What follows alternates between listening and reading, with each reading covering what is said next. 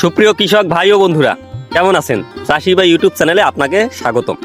আপনারা যারা নিয়মিত আমার ভিডিও দেখেন তারা হয়তোবা জানেন যে আমি বরাবরের মতন বিভিন্ন কৃষি এবং মাছ চাষের বিভিন্ন বিষয় নিয়ে ভিডিও তৈরি করে থাকি। এই ভিডিওগুলো তৈরি করার পিছনে আমার একটাই কারণ হচ্ছে আমি একজন চাষি। আমি বিভিন্ন প্রকারের কৃষির বিভিন্ন সেক্টর নিয়ে কাজ করি।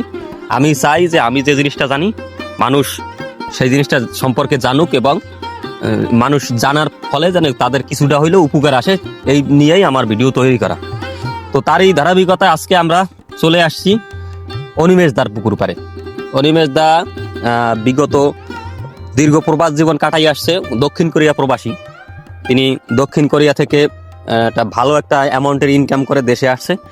তার দক্ষিণ কোরিয়া থেকে থাকা অবস্থায় তার মনের মধ্যে সবসময় লালন করতেন যে তিনি দেশে এসে একজন সফল উদ্যোক্তা হবে, বিভিন্ন প্রকারের সবজি এবং মাছ চাষের সাথে যুক্ত হবে। তার এই ধারাবাহিকতায় তিনি বেশ কয়েকটা পুকুর ক্রয় করেছেন এবং নিজেদের জায়গার উপরে পুকুর এবং সবজি চাষ শুরু করেছেন। সেই সফলতা দেখার জন্যই আমি আজকে মূলত এবং আপনাদেরকে দেখানোর জন্যই মূলত আসছি অনিমেষদার পুকুর পাড়ে। দেখেন আসলে কৃষিরে কিভাবে আধুনিকায়ন করা যায়। হ্যাঁ, এই যে পুকুরের পাটটা তো দেখতেছেন, পারে এই জায়গায় লাল শাক বুনবে, লাল শাক থাকবে। এরপরে হচ্ছে আপনার এই যে পেঁপে গাছে কিন্তু ব্যাপক একটা ফল হয়েছে।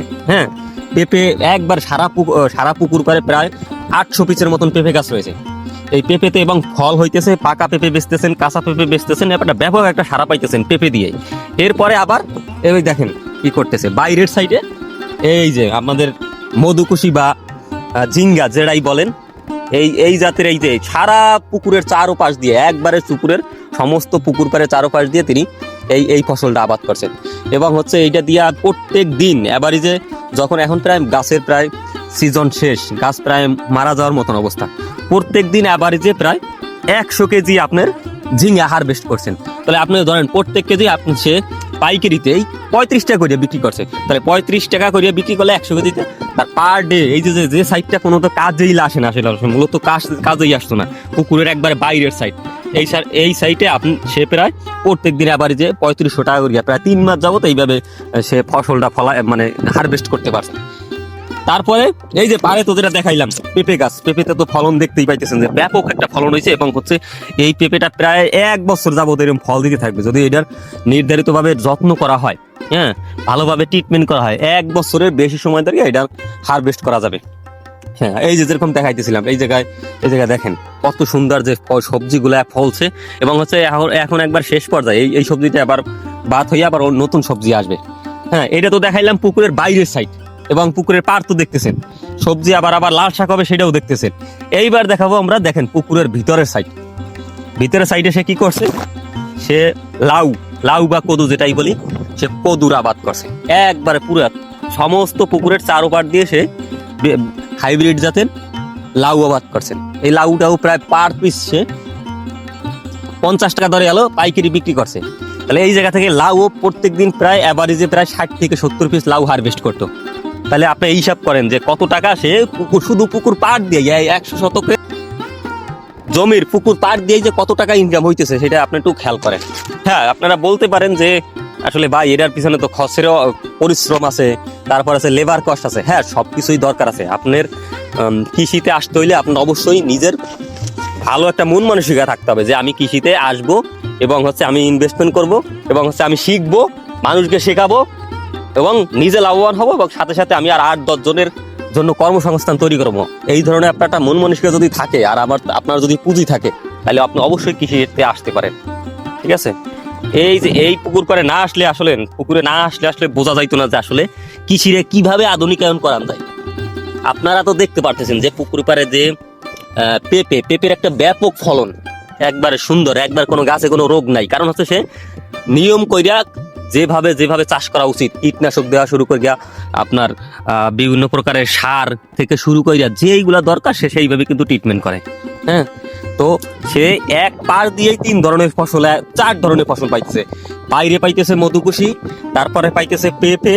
হ্যাঁ, এরপরে আবার এই যে আপনার পাড়ের উপরে এই জায়গায় সে লাল শাক আবাদ করবে, এবং বাইরের সাইডে পাইতেছে সে আপনার হচ্ছে গিয়া লাউ চাষ।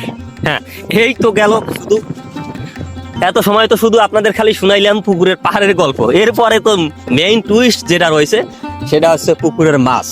এইটার ভিতরে সে গলদা চিংড়ি আবাদ করছে।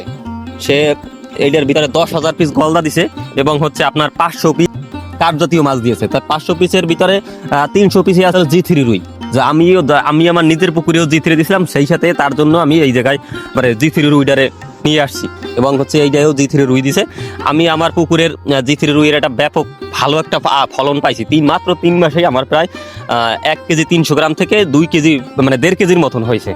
তাহলে তো ব্যাপক একটা লাভ হয়েছে। আমার পুকুরে মাছের পরিমাণ বেশি হয়ে গেছিল, এই জন্য বিক্রি করে ফেলাইছি। তো যারা G3 সম্পর্কে জানেন না অথবা GCP সম্পর্কে বিস্তারিত দেখতে চান, তাইলে আমার এই যে ভিডিওতে ডিসক্রিপশনে যাইয়া বিভিন্ন ধরনের ভিডিও লিঙ্ক দেওয়া আছে, ওইখান থেকে যাইয়া G3 রুই সম্পর্কে ব্যাপক একটা বিস্তারিত জানতে পারবেন এবং আমার এই অল্প দিনে কেমন সাইজ হলো সেই বিষয় সম্পর্কে আপনারা বিস্তারিত জানতে পারবেন।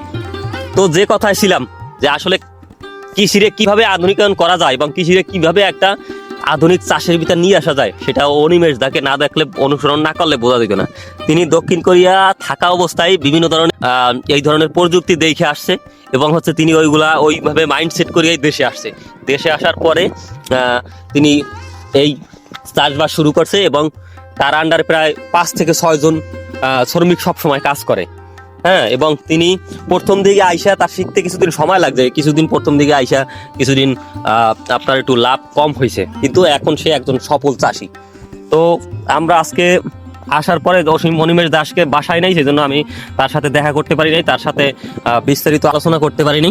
আমি অন্য একদিন, যদি আপনারা চান, অন্য একদিন আমরা অনিমেষ দার এই কৃষিতে আসার এবং কেমন সে এই উদ্যোক্তা হওয়ার পিছনে যে তার গল্প এবং হচ্ছে যে কেমন একটা লাভ করতেছে বা তার সমস্ত পরিকল্পনা এবং সবকিছু নিয়ে আমি একটা ভিডিও করব। যদি আপনাদের এই ভিডিও দেখার আগ্রহ থাকে তাহলে অবশ্যই চ্যানেলটি সাবস্ক্রাইব করে রাখেন।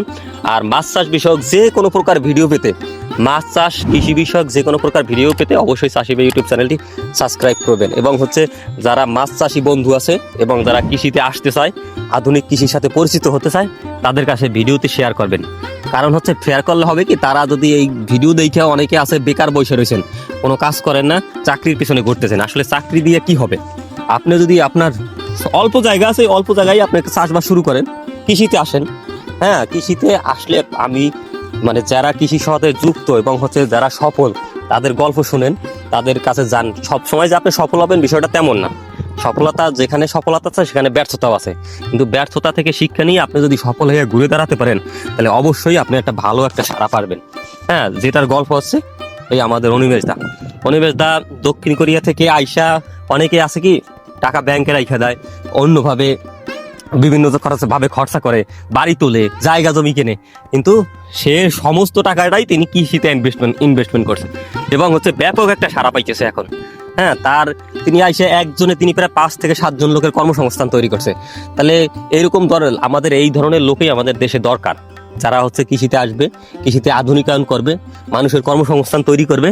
হ্যাঁ, আমি নিজেও আমার পড়াশোনা শেষ করেই আমি কৃষিতেই ঢোকার চিন্তা ভাবনা করতেছি এবং হচ্ছে এই কৃষি নিয়ে কাজ করতেছি, বিভিন্ন মাছের বিভিন্ন প্রোডাক্ট নিয়ে গবেষণা করতেছি এবং হচ্ছে বিভিন্ন আমার আন্ডার যে খামারিগুলো আছে তাদের আমার সর্বোত্তক সহযোগিতা করতেছি এবং নিজে আমি একজন মৎস্য চাষী। আমি মাছ চাষ এবং ভবিষ্যতে সবজি চাষ এরকমটা আমারও পরিকল্পনা রয়েছে। তো অনেক কথা বললাম, আশা করি আপনারা যারা আমার ভিডিও দেখেন এই ধরনের ভিডিও পছন্দ করবেন। আর এই ধরনের ভিডিও যদি আপনাদের পছন্দ হয় তাহলে অবশ্যই কমেন্ট করে জানাবেন আপনার কোন এলাকা থেকে দেখছেন এবং কি চাষের সাথে যুক্ত, অবশ্যই জানাবেন। তাইলে আমার বুঝতে সুবিধা হবে যে আপনারা কোন ধরনের ভিডিও দেখতে চান এবং হচ্ছে আপনি কি চাষের সাথে যুক্ত, আমি তাইলে সহজেই বুঝতে পারবো যে আপনারা এই ধরনের ভিডিওগুলো বেশি পছন্দ করবেন। তো অনেক কথা বললাম, হয়তো বা আমার কথায় ভুল ভ্রান্তি থাকতে পারে, আশা করি ক্ষমা সুন্দর দৃষ্টিতে দেখবেন। আর অবশ্যই চাষি ভাই ইউটিউব চ্যানেলটি, আবারও বলছি, অবশ্যই চাষি ভাই ইউটিউব চ্যানেলটি সাবস্ক্রাইব করবেন এবং নতুন ভিডিওর জন্য অপেক্ষা করবেন। আমি নিয়মিত এই কৃষির বিভিন্ন বিষয় নিয়ে কাজ করে যাব। হ্যাঁ, তো ভালো থাকবেন, সুস্থ থাকবেন, এই প্রত্যাশা নিয়ে আজ এখানে শেষ করছি। ধন্যবাদ। চাষি ভাই, আপনার বিশ্বস্ত সঙ্গী।